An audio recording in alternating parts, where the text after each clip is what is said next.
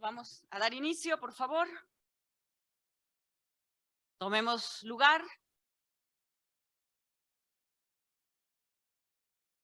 Bien, pues esta conferencia magistral se titula Suprema Corte y el derecho a la consulta de los pueblos y comunidades indígenas. Tema sumamente relevante para Puebla. Es importante en general en el país, pero fundamental para el estado de Puebla. Y para participar, para darnos esta magistral conferencia, tenemos la participación del ministro Jorge Pardo Rebolledo, ministro de la Suprema Corte de Justicia de la Nación. Muchas gracias, ministro, por estar aquí.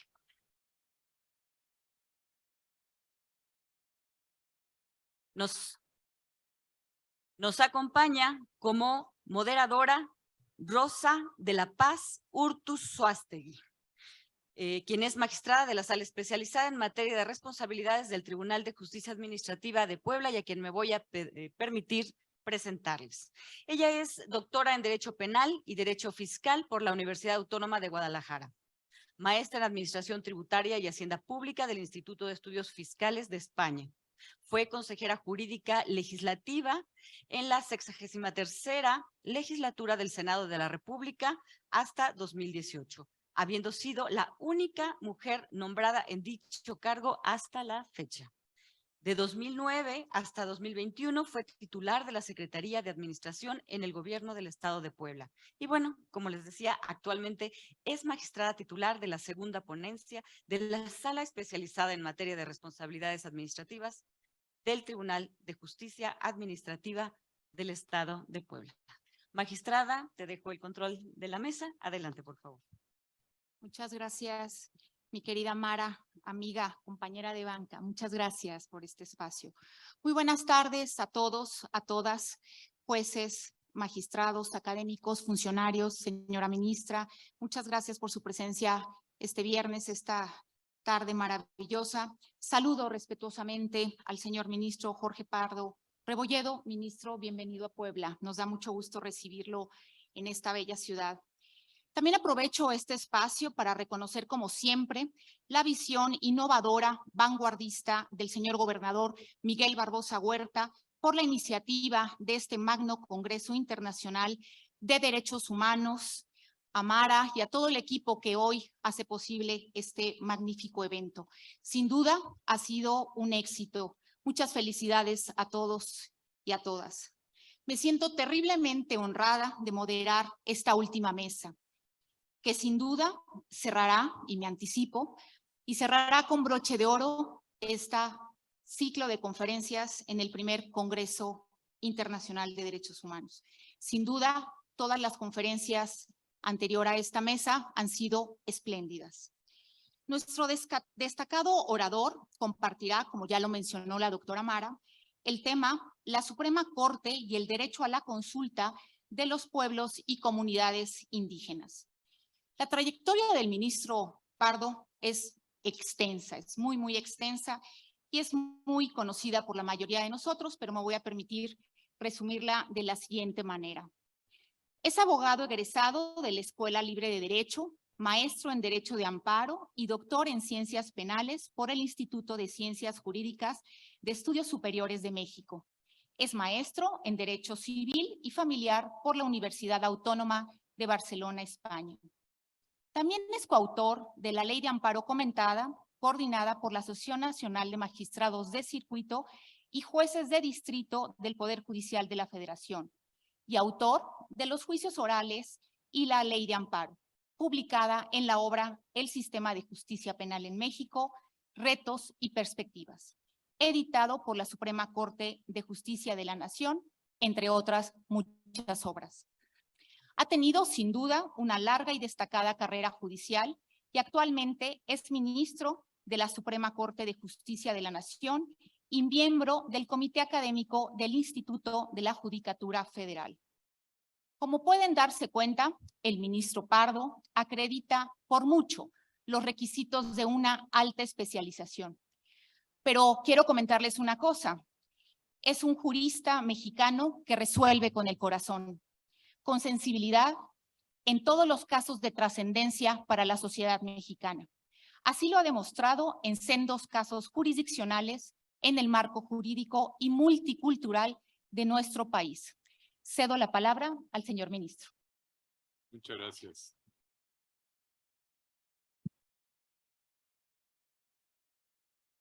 Gracias. Los aplausos por adelantado siempre comprometen más. Quiero iniciar agradeciendo sinceramente la muy generosa presentación que ha hecho la magistrada. Muchas gracias, magistrada. Usted es muy generosa. No sé si preocuparme o alegrarme porque me hicieron favor de designar a la magistrada como moderadora y esta es una conferencia. O sea, no hay mesa. O sea, a mí es el único que van a tener que medir el tiempo, que van a estar marcando que ya se va a acabar. Entonces, creo que me tiene cierta desconfianza, pero no se preocupen. Yo sé que es viernes, que ya está cerca la hora de la comida, y estando en Puebla, pues es algo que verdaderamente no podemos evitar. Gracias, gracias, magistrada. Quiero agradecer puntualmente la invitación que se me ha hecho para participar en este magno congreso, así le llamaría yo, con unos expositores verdaderamente de primer nivel y además con una concurrencia tan nutrida como la que estamos percibiendo esta tarde. Gracias. Gracias a las instituciones convocantes, gracias a la doctora Mara Gómez, que entiendo es pues el alma o el motor de este evento. Gracias por la invitación. Y quiero agradecer muy sinceramente también la presencia de la señora ministra Margarita Ríos Farjat y de la secretaria de Gobierno del Estado de Puebla en esta plática. Les agradezco mucho. Se dice que en la cama y en las conferencias se conoce a los amigos, así es que yo estoy muy agradecido con ustedes. Desde luego es un honor para mí compartir este foro con tan distinguidos académicos, juzgadoras y juzgadores, autoridades, en cada una de las materias que se han desahogado. Sin duda, sus aportaciones enriquecen el debate constitucional en nuestro país sobre los derechos humanos. En esta exposición hablaré del derecho a la consulta indígena. Este derecho es el punto de partida para el reconocimiento y protección de otros derechos sustantivos de los pueblos y comunidades indígenas, porque genera diálogo, participación y reconocimiento, que es muy importante. La consulta indígena no es un trámite o formalismo que cumplir. Se trata de la oportunidad que tiene el Estado para que en las decisiones que involucren a los pueblos y comunidades indígenas se genere confianza, entendimiento y sobre todo escenarios que realmente hagan participar y beneficien a sus integrantes. En nuestro país, por razones históricas, por su gran diversidad y presencia, así como por las lamentables condiciones de desigualdad en las que se encuentran las comunidades originarias, el derecho a la consulta indígena es de suma importancia. La reforma constitucional de 2001 al artículo 2 constitucional incluyó de alguna manera su reconocimiento y respeto en la elaboración de los planes de desarrollo. Sin embargo, su sustento pleno se ubica en una fuente convencional como es el conocido Convenio 169 de la Organización Internacional del Trabajo, suscrito por nuestro país en 1990, así como en el desarrollo jurisprudencial de fuente nacional e internacional. Para efectos de esta plática, hablaré de la labor de la Suprema Corte de Justicia en los últimos 10 años para dotar de contenido y efectividad al derecho a la consulta indígena. En un primer rubro me referiré a la consulta indígena para actos de autoridades administrativas. Dentro de los pronunciamientos que yo estimo más relevantes, me referiré a un caso fallado por la primera sala de la Suprema Corte de Justicia de la Nación en el año 2013, coincidentemente bajo mi ponencia. En este asunto, una comunidad yaqui en el estado de Sonora promovió un juicio de amparo reclamando la inconstitucionalidad del procedimiento y autorización para la construcción del proyecto denominado Acueducto Independencia, alegando desde luego la falta de consulta previa. La comunidad, en esencia, alegaba que su construcción afectaba sus derechos en materia de medio ambiente, además de que se privaban los derechos del agua que le fueron reconocidos mediante un decreto presidencial, o le habían sido reconocidos mediante un decreto presidencial. La sala, al conocer de este recurso, señaló que todas las autoridades en el ámbito de sus atribuciones estaban obligadas a consultar a los pueblos y comunidades indígenas cuando existan actos susceptibles de afectar sus derechos e intereses. No necesariamente estamos hablando de actos que sean perjudiciales. Basta con que afecten a sus derechos y a sus intereses.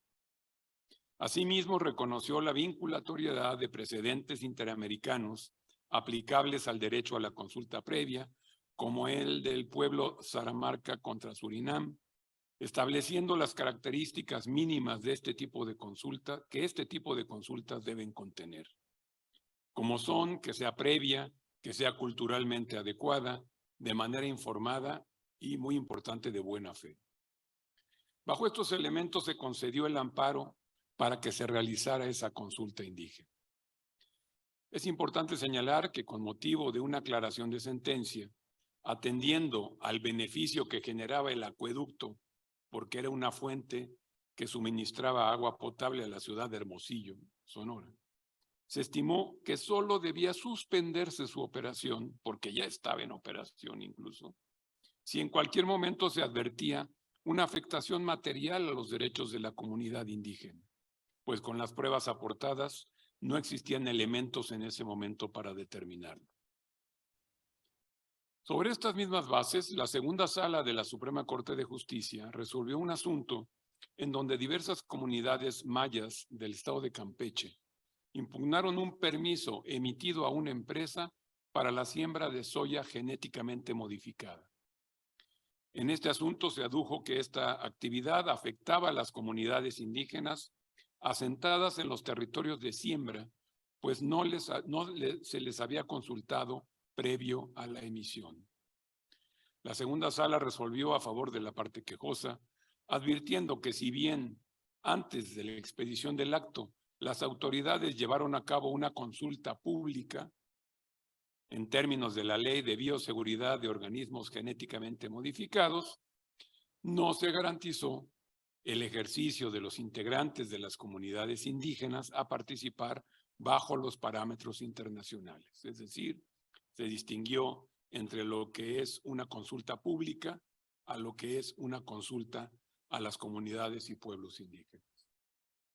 Estos asuntos, como muchos otros que se han resuelto en la Suprema Corte, se refieren a la obligación de las autoridades administrativas a realizar estas consultas sobre cualquier acto susceptible de afectarles. Sin embargo, también su exigencia, entendida para las autoridades legislativas sobre distintas materias como electoral, educación, salud, derecho a la información y muchas otras. Debo destacar que en su mayoría estos pronunciamientos se han emitido en medios de control judicial de constitucionalidad de carácter abstracto, esto es, en acciones de inconstitucionalidad y controversias constitucionales. Ahora bien, el primer antecedente que se emitió sobre esta temática del Tribunal Pleno de la Suprema Corte Mexicana se dio al resolver una controversia constitucional promovida por el municipio de Cherán, en donde analizó diversos preceptos de la Constitución de Michoacán, que reconocían a los pueblos indígenas sus usos y costumbres, sus autoridades, su autogobierno y su participación en procesos electorales. El municipio actor estimó que el decreto de modificaciones a la Constitución era inválido, pues no se había realizado durante el procedimiento legislativo la consulta a la población indígena del Estado, a quienes impactaba esa reforma. Así, el Pleno de la Suprema Corte le dio la razón a este municipio, pues estableció que los pueblos indígenas tienen el derecho humano a ser consultados mediante procedimientos culturalmente adecuados, informados y de buena fe, a través de sus representantes cada vez que se prevean medidas legislativas susceptibles de afectarles directamente. También estimó el Pleno que si bien en nuestra Constitución no se contempla la necesidad de que los órganos legislativos locales, dentro de sus procesos legislativos, abran periodos de consulta, lo cierto es que la norma internacional sí establece esa obligación de llevar a cabo esas consultas por parte del órgano legislativo correspondiente. Bajo dicho criterio se han invalidado un gran número de normas exigiendo que el legislador integre al proceso legislativo la consulta indígena como una herramienta valiosa y fundamental para generar mejores enfoques y acciones en el reconocimiento pleno de los derechos. Sin embargo, las resoluciones de la Suprema Corte también han permitido construir un referente y doctrina sobre cuáles normas no deben ser consultadas a comunidades indígenas. La Corte ha sido enfática en determinar, mediante la declaratoria de invalidez de ciertas normas y el reconocimiento de la constitucionalidad de otras, que no toda medida legislativa da lugar al ejercicio del derecho de consulta previa a comunidades o pueblos originarios, sino aquellos en los que se observe la afectación directa de sus derechos e intereses. Insisto, no tienen que ser perjudiciales, basta con que les afecte de alguna manera, siendo indispensable analizar cada caso en concreto para determinar este tipo de afectación. Incluso de la evolución del criterio sobre la ausencia de consulta en el proceso legislativo de una norma que tutela algún derecho fundamental colectivo, es decir, no solo dirigido a comunidades indígenas, sino derechos colectivos en general. El Pleno ha señalado frecuentemente que si bien la consulta forma parte integral del proceso legislativo, lo cierto es que en muchos casos no es viable invalidar toda la ley, sino solamente determinados artículos que son los que afectan directamente al colectivo y guardan estrecha relación con la materia de la consulta. Lo anterior, ya que de una declaratoria de invalidez total se generaría un vacío normativo que en algunos casos hemos advertido que ese vacío sí pudiera resultar perjudicial, porque normalmente también en esas normas vienen reconocimiento de derechos de comunidades indígenas y de otro tipo. Sobre el punto, quiero hacer referencia a otro caso resuelto recientemente por la primera sala, donde nos enfrentamos a una situación que combinó lo que acabo de exponer.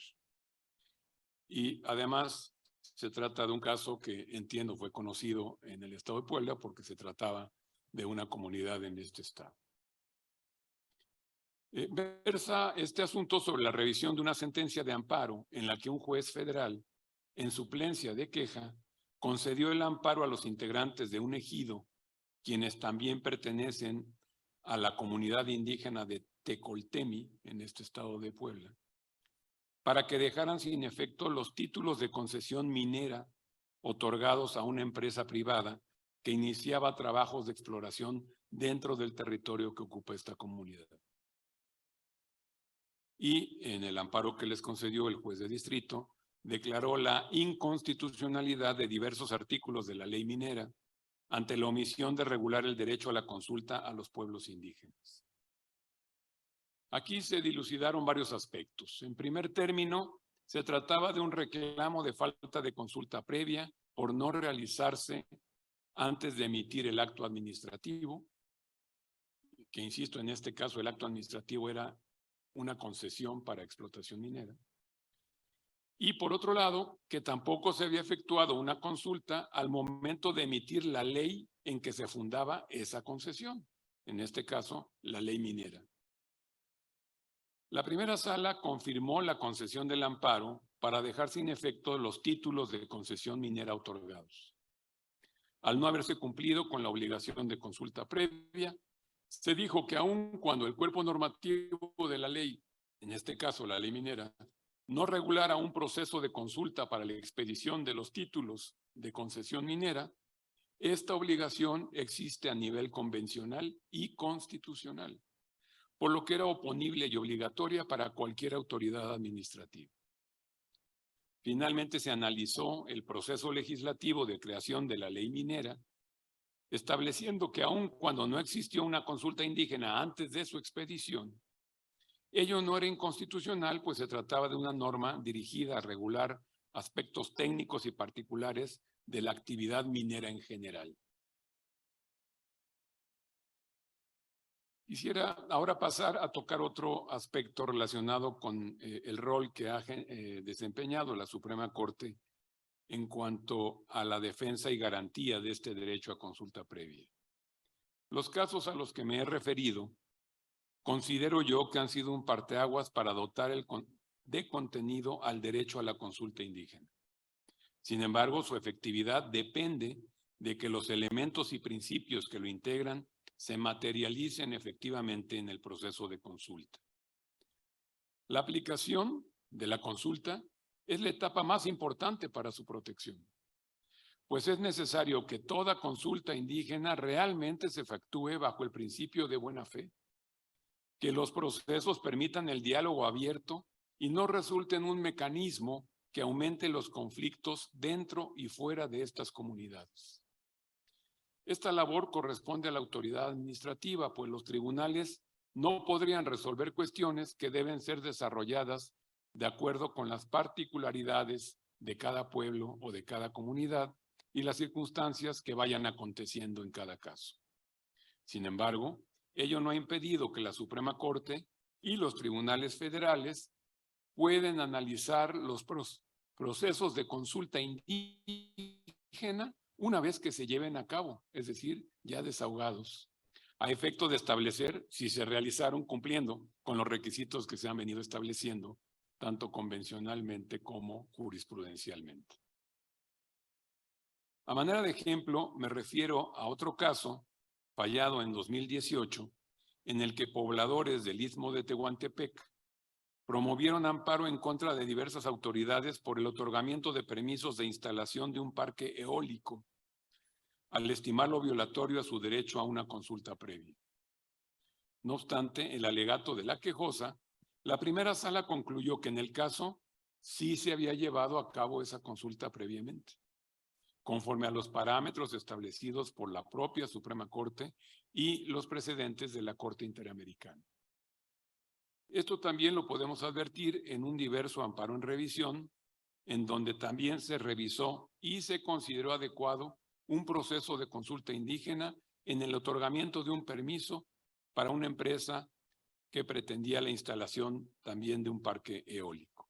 Ahora bien, no hay mejor ejercicio de comprensión sobre la labor e importancia del juez constitucional que a través de sus sentencias.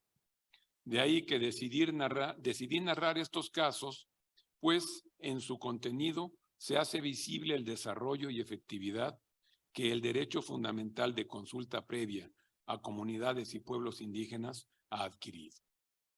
Simplemente como comentario, debo decirles que aunque al inicio de estos criterios y de estas resoluciones se estableció que como la consulta previa era un paso dentro del proceso legislativo de una norma, si no se desahogaba, pues esto afectaba todo el proceso legislativo. Y al afectar todo el proceso legislativo, teníamos que invalidar toda la ley que surgió de ese proceso legislativo, aunque los preceptos o los apartados que consideramos afectan a comunidades indígenas sean solo unos cuantos. Esto generó una reflexión en el Tribunal Pleno para llegar a un punto más concreto y decir, no, sí es posible, aunque se trate de violaciones al procedimiento legislativo, es posible solamente invalidar aquellos preceptos concretos o aquellos capítulos o apartados que tienen que ver con la afectación a las comunidades o pueblos originarios, y la invalidez solo es respecto de esas partes y no en relación con toda la ley, porque, insisto, generamos o nos percatamos que en algunos casos generábamos vacíos que sí resultaban evidentemente perjudiciales. Pues ya para finalizar y dejarlos en libertad de que disfruten la gastronomía poblana, y desde luego la generosidad y anfitrionía de todos los poblanos y las poblanas. Me gustaría destacar nuevamente que a través del derecho a la consulta se ha permitido reconocer y garantizar a las comunidades la plena inclusión en la defensa de sus derechos. Insisto, no solo se ha impugnado el que no les hayan dado la consulta previa, ahora también tenemos, digamos, una nueva generación de impugnaciones en donde lo que se reclama es que la consulta que se llevó a cabo no cumple con los parámetros convencionales y jurisprudenciales. Los colectivos indígenas cada vez de manera más frecuente se acercan a estos métodos, inicialmente acompañados por asociaciones civiles o incluso con órganos del Estado. Pero actualmente se empieza a gestar su conocimiento y aplicación directa. Considero que la suma de esas acciones no son más que el resultado de este sistema de justicia constitucional que se ve enriquecido con la deliberación. Finalmente, habrá que resaltar el otro efecto de las sentencias en materia de consulta previa. En ellas se ha exigido a las autoridades legislativas y administrativas llevar a cabo los procesos de consulta previa de forma íntegra y adecuada. Con lo cual se ha fijado también una relación de vinculatoriedad entre los fallos dictados por el acto tribunal y las autoridades responsables en los actos o normas reclamadas. En consecuencia, también se ha logrado entablar un diálogo entre poderes sobre este tema tan fundamental. Al final, la meta de todos los esfuerzos colectivos debería de ser dar seguimiento al ejercicio de los derechos y libertades fundamentales, que a través de nuestro texto constitucional, tratados internacionales y las propias sentencias se han ido ampliando para su protección. De esta manera es que se puede alcanzar la estabilidad y seguridad jurídica del colectivo indígena. Pero debemos reconocer que estamos al principio de un esfuerzo que se advierte de largo aliento. Para poder avanzar en la protección de los pueblos y comunidades indígenas, no solo se deben implementar las políticas necesarias, sino que es indispensable que en esas decisiones participen y sean ellos, como destinatarios, quienes fortalezcan las normas y los actos susceptibles de afectarlos a su realidad, a su contexto social, a sus tradiciones, a sus costumbres, a su cosmovisión y, desde luego, a su manera de ver y vivir en colectividad. Pues esto era lo que quería yo compartir con ustedes. Es una muy breve reseña de algunos casos que se han resuelto. Hay muchos más que estos, por supuesto. Muchas gracias.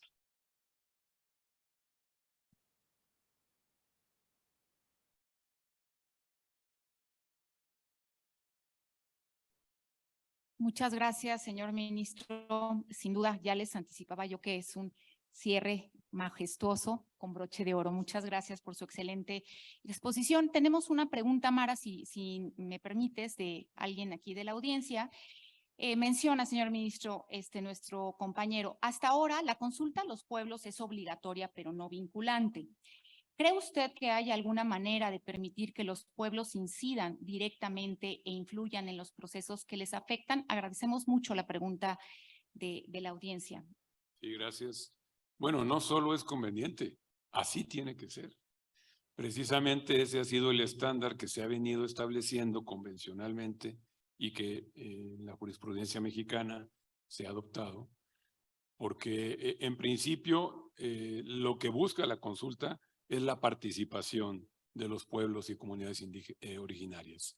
Y el otro punto es que se le debe generar un ambiente propicio para que puedan participar, para que se puedan expresar con sus propias palabras, sus propios sentimientos, que se les informe adecuadamente de qué se trata la decisión, que sea también en un lenguaje sencillo y claro para ellos. Y de esa manera es la única en la que una consulta previa puede lograr su objetivo.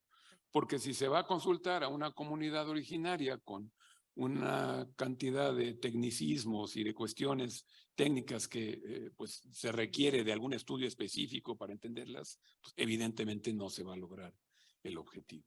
Aquí la idea es que sea con su participación, desde luego que sea perfectamente entendible para ellos, para que puedan emitir una opinión que cumpla con la finalidad de la consulta previa.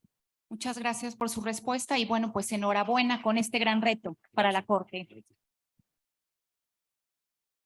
Espléndida mesa, espléndida conferencia magistral. Muchas gracias, ministro. Magistrada, me voy a permitir entregarte el reconocimiento para que me hagas favor de dárselo al ministro.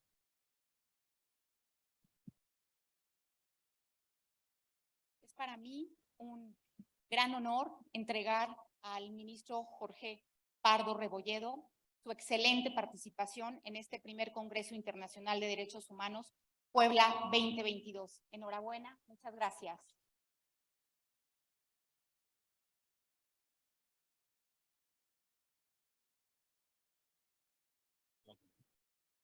Y bueno, Rosy, yo te entrego el tuyo.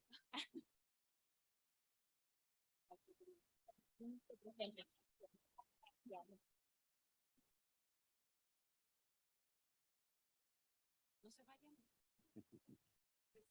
Hacemos un receso, nada de receso, nada más para que cambiemos un poco las sillas y ya procedamos a la ceremonia de clausura, en donde tenemos el enorme honor de contar con la presencia de la ministra Margarita Ríos Farjat, que se va a incorporar a la mesa ahorita que suban las sillas, y de la secretaria general de Gobierno del Estado de Puebla, Ana Lucía Gil Mayoral.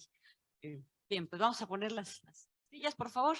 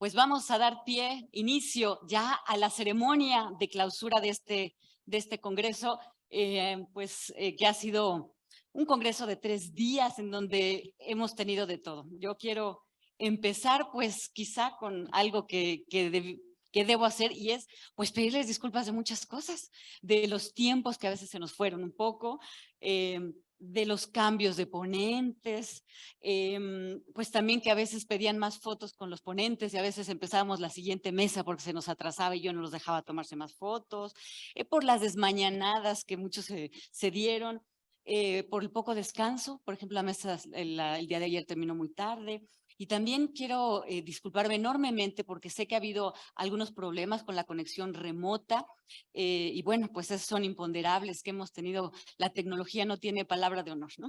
Pero bueno, pues quitando esas cosas que siempre pasan en un congreso como este, también tengo muchos agradecimientos muy importantes que dar.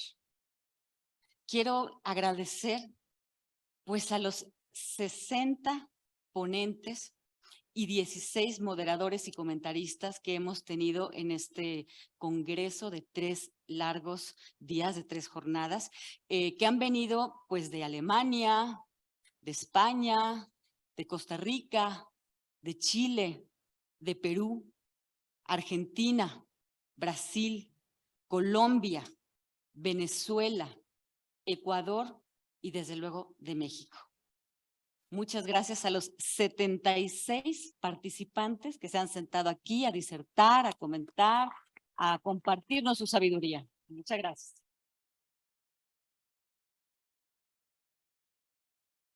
También es muy importante darle un enorme agradecimiento a todas las instituciones co-convocantes de este congreso, que no han sido pocas.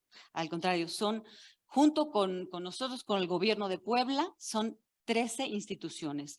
La Comisión Nacional de los Derechos Humanos, la Comisión de Derechos Humanos de la Ciudad de México, la Comisión de Derechos Humanos del Estado de Puebla, la Defensoría de los Derechos Humanos del Estado de Oaxaca, la Comisión de Derechos Humanos del Estado de Morelos, el Instituto Max Planck de Derecho Público Comparado y de Derecho Internacional de Heidelberg, Alemania, el Programa Universitario de Derechos Humanos de la UNAM, la Escuela Libre de Derecho de la Ciudad de México, el Instituto Mexicano de Derecho Procesal Constitucional, la Academia Mexicana de la Comunicación, la Barra Mexicana, Colegio de Abogados y el Instituto de Investigaciones Jurídicas de la UNAM. A todos ellos, muchas, muchas gracias.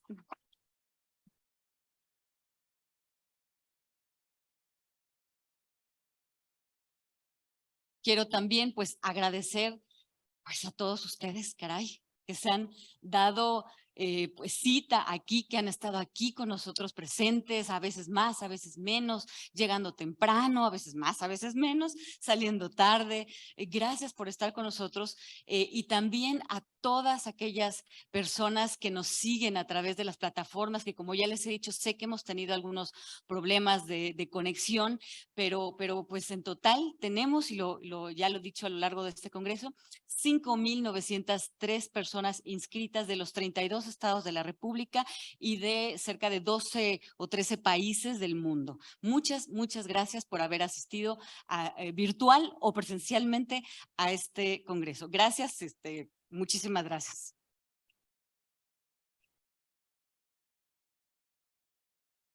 Para quitar un poco de preocupaciones por por los problemas de conexión que hemos tenido, quiero anunciarles que tenemos el proyecto y espero que se concrete.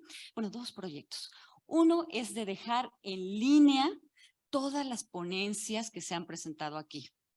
Y ahora que escuchaba la mesa anterior, pues también podríamos subir las presentaciones en PowerPoint de los que han tenido. Vamos a tratar de hacer una gran página de internet de este primer congreso, porque las conferencias que hemos tenido han sido de primer nivel. Entonces, tienen que quedar en línea, que sean consultables, que se puedan ver, que sirvan además de parámetro para otros congresos, para otros eventos, para la discusión judicial, para la discusión jurídica, para la discusión en las aulas, que queden ahí como un testimonio. Y el otro anuncio es que también está el proyecto y que también espero que se concrete, es de hacer un libro, las memorias de este primer Congreso Internacional de Derechos Humanos Puebla 2022.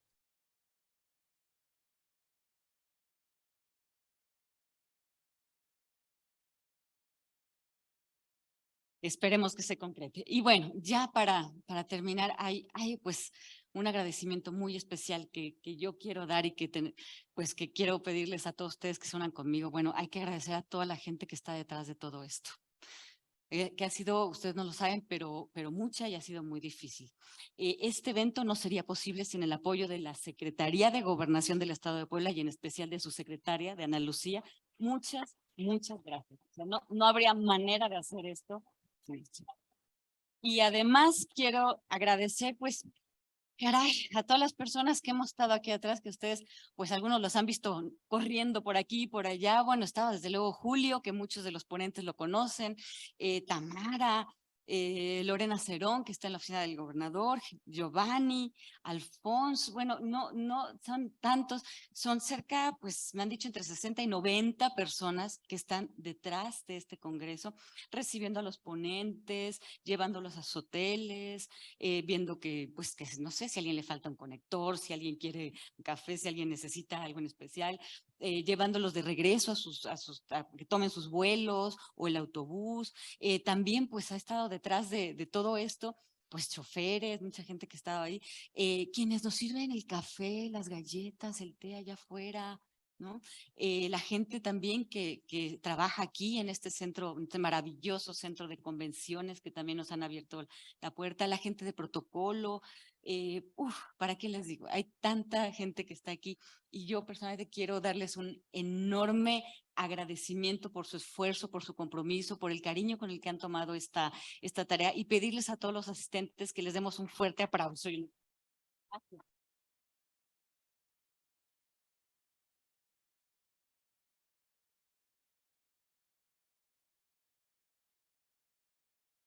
Y dicho lo anterior, pues yo ya termino cediéndole la palabra a los señores ministros que nos van a hacer el enorme honor de darnos un breve mensaje pues de clausura. Muchas gracias a los dos por estar presentes y escuchamos su mensaje. Ministra Margarita, adelante, por favor. Muchas gracias, me siento muy honrada nuevamente, lo expreso, de estar aquí y por segunda ocasión el día de hoy, pues es un lujo. Muchas felicidades a Puebla, en general, al Estado de Puebla como gobierno, como auspiciante, como anfitrión, a las organizaciones que creyeron además en esta colaboración para impulsar un proyecto de esta magnitud, a quienes fueron el motor de llevarla a cabo. Ya creo que la doctora Mara ha hecho un muy puntual reconocimiento de la suma de esfuerzos que se requieren para un proyecto tan ambicioso, tan bonito y tan exitoso como este. Por supuesto, un reconocimiento personal a Mara, porque es pues el espíritu de quienes van llevando la batuta en organizaciones, en metas, en proyectos, un espíritu de sumar y de armonía, de sumar en constructivo, siempre de celebrarse. Así que felicidades, insisto, a los poblanos, a Puebla, y por supuesto a la sociedad en general, que nos beneficiamos con todo lo que aquí se discutió y aquí se analizó.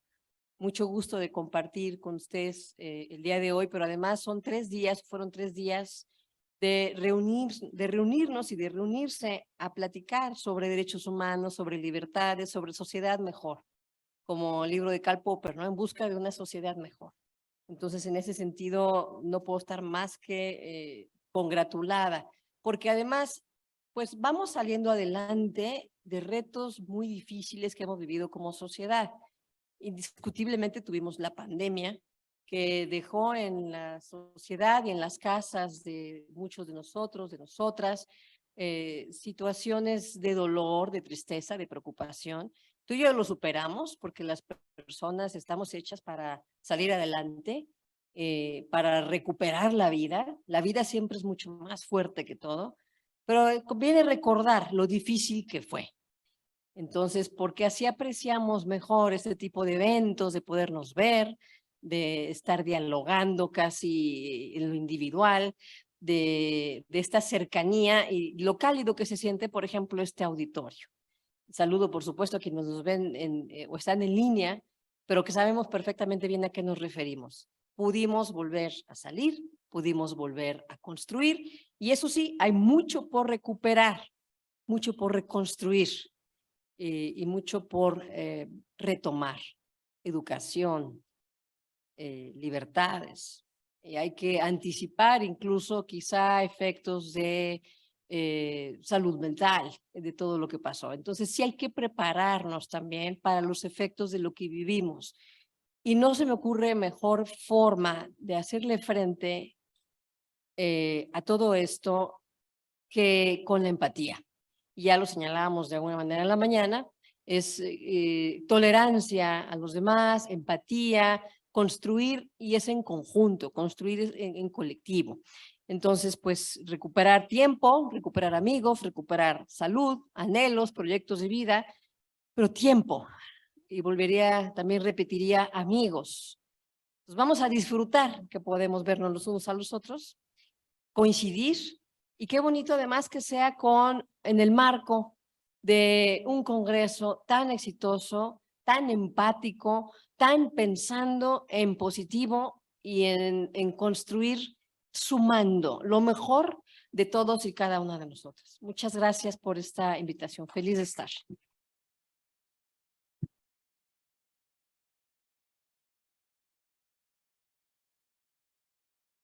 Bueno, ahora le damos la palabra al señor ministro, por favor. Gracias. Gracias. Bueno, creo que ya lo mencionaba la ministra Ríos Farjat en los aplausos que dimos hace un momento. Falta uno para Mara, que es, decía yo, el motor que dio pie a todo este evento. Felicidades, Mara.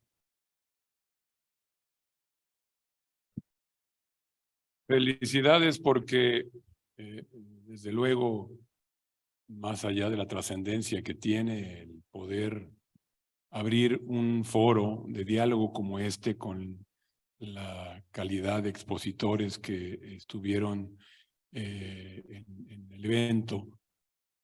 Creo que lo más importante y el número de asistentes, tanto presencialmente como a través de internet o las redes sociales que hay, nos decían que creo que son más de 5,000, casi 6,000, pues lo que es muy provechoso para la finalidad última de hablar sobre la defensa y protección de los derechos humanos es concientizar a muchos sectores de la sociedad, hacerlos conscientes de los derechos que tienen y de que desde luego en un Estado de Derecho como el nuestro es posible hacerlos valer y es posible obtener su protección, su respeto y desde luego su desarrollo. Y para ello, estos foros de difusión de conocimiento, de difusión de experiencias, me parecen sumamente valiosas porque más allá del intercambio de opiniones entre quienes de alguna manera tenemos como material de nuestro trabajo los derechos humanos, lo importante, decía yo, es que se haga esta labor de difusión, que se conozca por la sociedad en general los derechos a los que se le han venido dando contenido, que antes solo eran de alguna manera enunciativos, pero no había un contenido de contraprestación por parte de las autoridades para poder exigir el respeto y el ejercicio de esos derechos. Así es que me parece que es el gran logro de eventos como este, el poder concientizar que la defensa y protección de los derechos humanos es el primer paso y el primer escalón fundamental para vivir en un Estado de Derecho con armonía, con paz, con solidaridad y desde luego en armonía. Gracias por la invitación de nuevo, Mara. Felicidades de nuevo. Y pues ha sido un gusto estar aquí en Puebla, esta bella ciudad, y con la anfitrionía del gobierno del Estado, pues agradecerles mucho todas sus atenciones. Muy amables. Gracias a todos.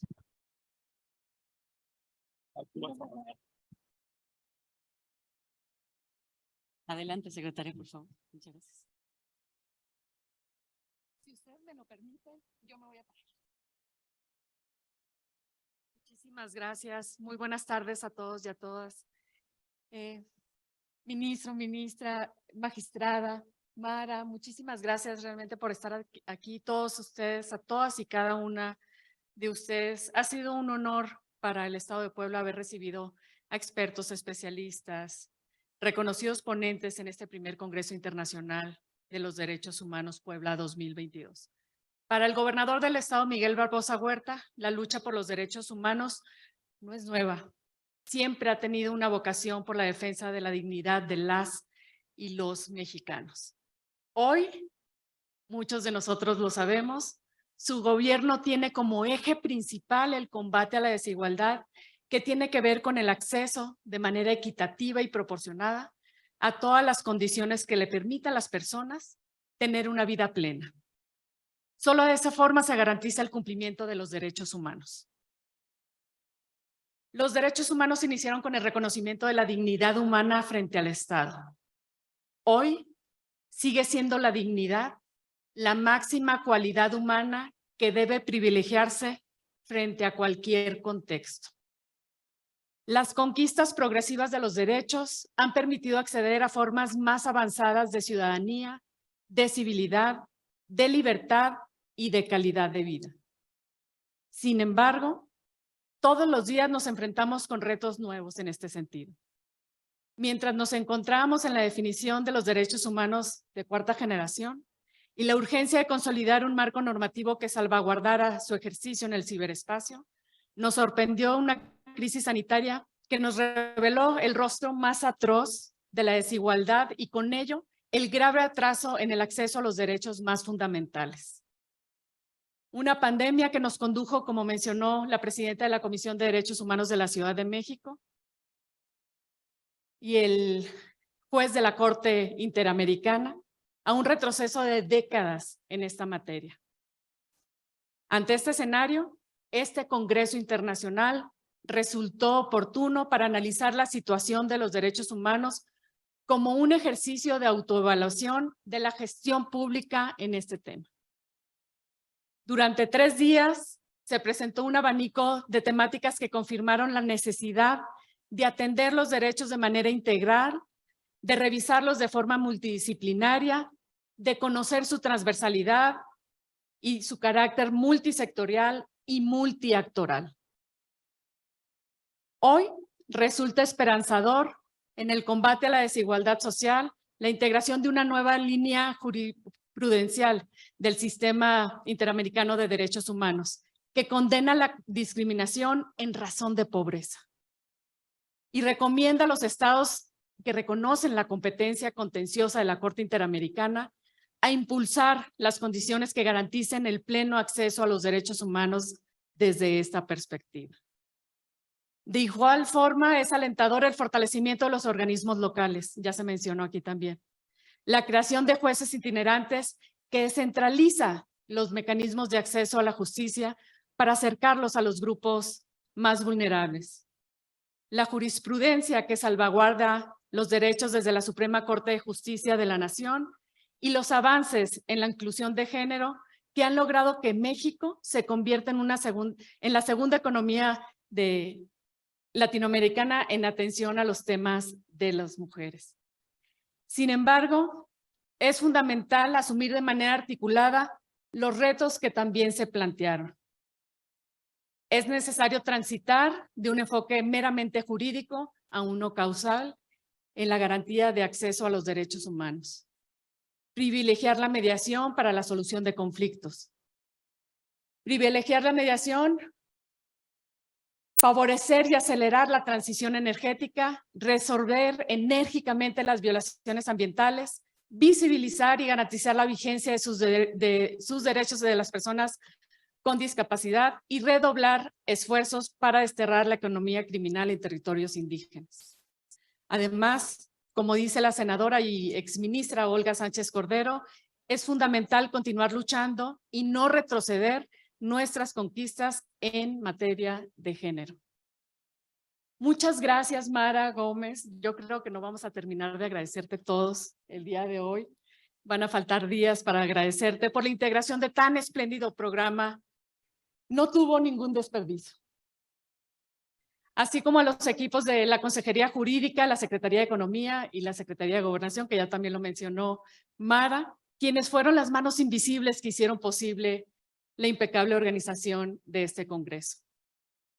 A nombre del gobernador Miguel Barbosa Huerta, agradezco a las y los ponentes y moderadores su invaluable participación. La transferencia de conocimiento y experiencias contribuye a nuestro quehacer político que tenga un mayor alcance e impacto social. Espero que los ponentes que nos visitan de otros países hayan tenido la oportunidad de conocer y disfrutar Puebla y se lleven un buen recuerdo de ella. Que tengan todos un feliz y seguro viaje de regreso a casa.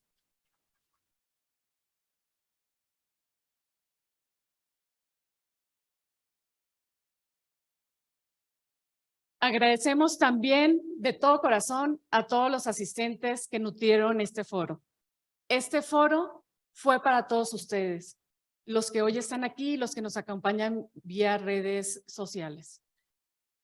Comentábamos hace un momento que es difícil contar con un auditorio lleno en viernes por la tarde en una ciudad como Puebla. Y ustedes lo están haciendo. En Puebla, de la mano con el gobernador Barbosa, continuaremos trabajando por el respeto y la promoción de los derechos humanos, pues entendemos que las y los poblanos somos diversos, pero iguales en derechos.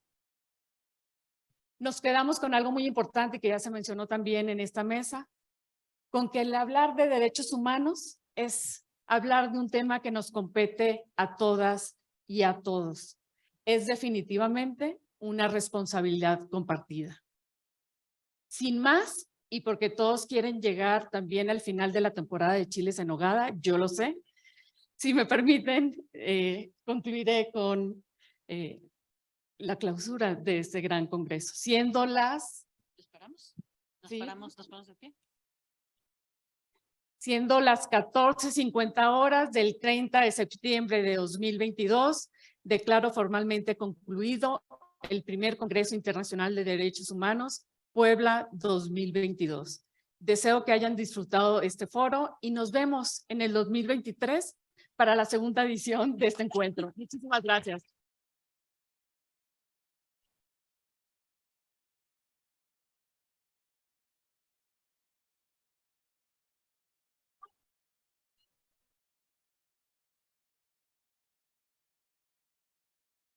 Muchas gracias a todas y a todos. Muchas gracias. Hasta pronto.